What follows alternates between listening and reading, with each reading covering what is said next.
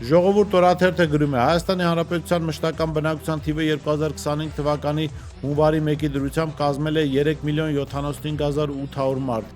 ինչը 84,000-ով ավելի է նախորդ տարվա համեմատ։ Այս տվյալները ներկայացված են վիճակագրական կոմիտեի պաշտոնական տեղեկագրում։ Եթե փորձենք տարեկան համեմատությամբ տարբերությունը հասկանալ, ապա կարձանագրենք, որ 2022 թվականին ՀՀ մշտական բնակչությունը կազմել է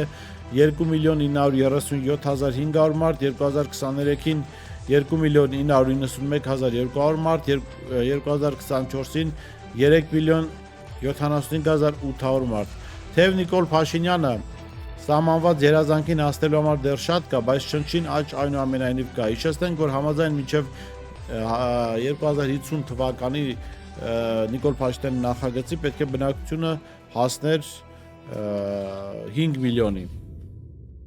Հիշում եք, Նիկոլ Փաշինյանը 2050-ից ծրագիր էր կազմել, որտեղ մենք պիտի Եվրոպայի չեմպիոն դառնայինք ֆուտբոլից,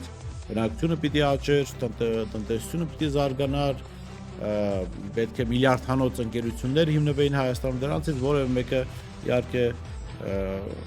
չի սպառնում մեզ, որ տեղի կունենա մինչև 2050 թվականը։